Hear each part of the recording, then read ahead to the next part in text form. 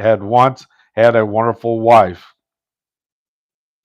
He would not remarry because he didn't want to subject any woman to the hardships which he had to endure. It is interesting that God put a zipper on the mouth of Paul and silenced him. He simply does not reveal these things to us. Someone has said that the reason a dog has so many friends is because he wags his tail instead of his tongue. I suppose most of us could have wagged our tongues a great deal if we had been caught up into the third heaven. Now, why did God give Paul a thorn in the flesh? It was to keep him humble, to keep him from exalting himself above measure, having had a such a vision. Verse 8, for this thing I besought the Lord thrice, that it might depart from me. And he said unto me, my grace is sufficient for thee. That's on uh, our chips for Celebrate Recovery. For my strength is made perfect in weakness.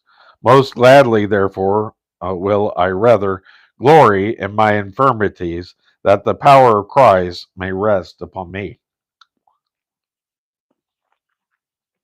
Now, I have a notion that Paul's problem was very poor vision. When we get to this epistle his epistle to the Galatians, we will find that he mentions that he had to write in large letters, which would indicate that he did not see well. We will discuss that later. Whatever the thorn was, Paul asked the Lord 3 times to remove it, and the Lord refused. And I've had my own theories on that. It actually says a messenger from Satan to buffet him, which tells me it may have been an actual person, like whoever the individual is that he's trying to prove that he's an apostle here, that is in Corinth, saying that he's not an apostle.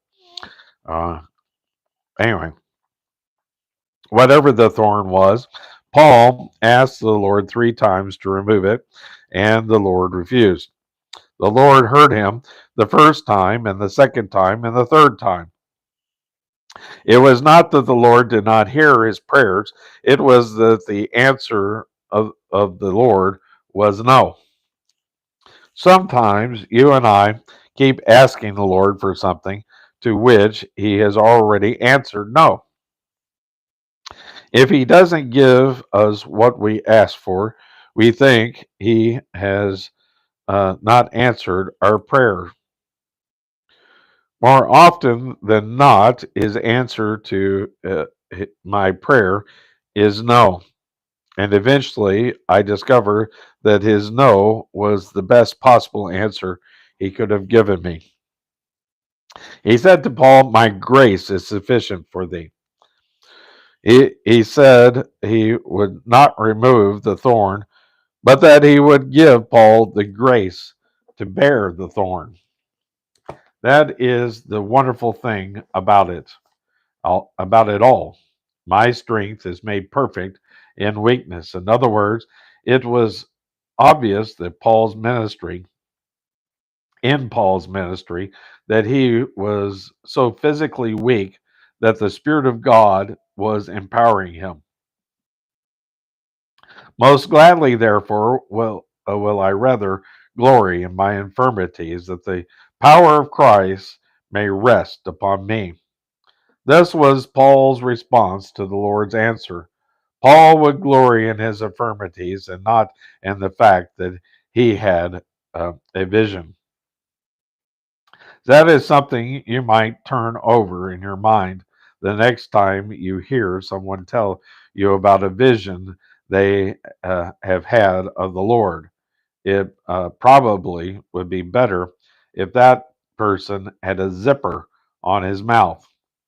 The chances are that he had no vision at all, but had eaten something he should not have eaten the night before. And that